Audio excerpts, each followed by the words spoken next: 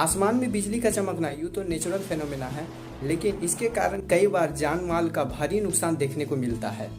इससे 100% सुरक्षा की गारंटी तो कोई नहीं दे सकता, लेकिन कुछ छोटी छोटी सावधानियां ऐसी हैं जिसे अपनाने के बाद हम इससे हुए नुकसान को सीमित कर सकते हैं। तो इस वीडियो के साथ बने रहें, क्योंकि इस वीडियो के अंत में मैं कुछ सरप्राइजिंग फैक्ट बताने वाला हूँ। और हाँ, चैनल को सब्सक्राइब कर बेल आइकन को श्योर से ऑन कर लें।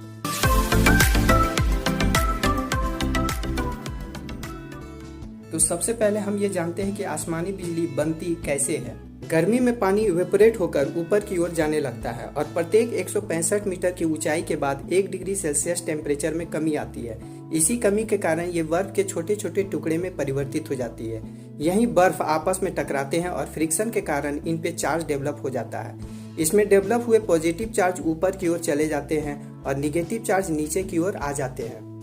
अब बादलों के निचली सतह पर डेवलप हुए निगेटिव चार्ज पृथ्वी के सतह पर बने पॉजिटिव चार्ज की ओर अट्रैक्ट होती है और इसी को हम वज्रपात या बिजली का गिरना कहते हैं। इस बिजली में कितनी ताकत है, इसे हम कुछ आंकड़ों के द्वारा समझ लेते हैं। यह बिजली जो गिरती है वह 10 करोड़ वोल्ट की होती है, जबकि हम लोग घर में जो करंट यूज करते हैं वो मात्र 220 वोल्ट का होता है।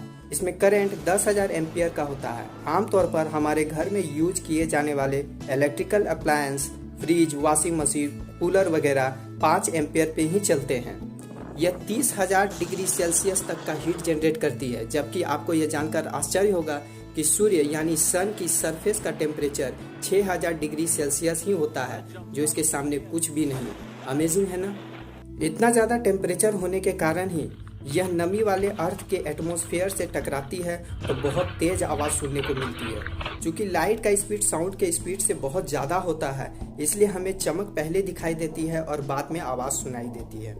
सबसे बड़ी बात यह है कि यह कुछ मिली सेकेंड के लिए ही गिरती है, इसलिए हमें उतना नुकसान नहीं उठाना पड़ता, लेकिन इन्हीं कुछ मिली सेकेंड में यह कभी कभी भारी नुकसान दे जाती है। फ्रेंड्स, इसी नुकसान को कम करने के लिए वैज्ञानिक बेंजामिन फ्रैंकलिन ने एक लाइटनिंग रॉड का निर्माण किया, जिसे हम तड़ित चालक भी कहते हैं, जो कॉपर का बना होता है। यह ऊंचे मकानों, टावरों पर लगाया जाता है, जो आसमानी बिजली को खींचकर अर्थ में भेज देता है और हमें या हमारे घरों को नुकसान नहीं होता। जब भी बिजली गिरती है तो यह सबसे पहले किसी कंडक्टर को खोजती है, इसलिए ऐसे सिचुएशन में आपको फोन का यूज नहीं करना चाहिए। पेड़ के नीचे तो कभी न रहें, क्योंकि आसमानी बिजली पेड़ के कांटेक्ट में तुरंत आ जाती है। मैदानी इलाकों में भी बिजली काफी तेजी से गिरती है, तो अगर आप किसी मैदान में हो तो खड़े न रहें, आप दोनों कानों को ढककर कहीं बैठ जाएं। अगर 2-4 दोस्तों के साथ हो तो एक साथ कभी ना रहें, कम से कम 100 फीट का डिस्टेंस बनाकर ही रहें, क्योंकि हर व्यक्ति एक कंडक्टर का काम करता है। अगर घर में है तो खिड़की और दरवाजों से दूर रहें। ऐसे सिचुएशन में किसी तालाब, नदी, समुद्र से दूर रहें, क्योंकि ऐसी जगहों पर भी बिजली गिरने का खतरा ज़्यादा रहता है। इस सिचुएशन में छातों का यूज ना करें, क्योंकि इसमें भी रॉड जो होता है वो कंडक्टर का काम करता है, जो बिजली को अट्रैक्ट करता है। तो ये तो थी कुछ सावधानियां जिसे हमें अपने दिमाग में जरूर रखना चाहिए, क्योंकि प्रतिवर्ष भारत में ही सिर्फ 2 से 3 हजार लोगों की मृत्यु इस बिजली गिरने से ही हो जाती है।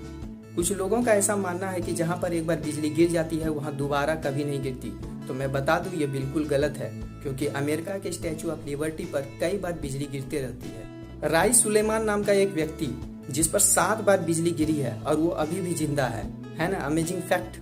तो वीडियो अगर आपको पसंद आए तो वीडियो को लाइक करें, चैनल को सब्सक्राइब करें और हाँ, बेल आइकन को श्योर से ऑन कर लें, ताकि अगली आने वाली वीडियो का नोटिफिकेशन आप तक जरूर पहुंच जाए। धन्यवाद।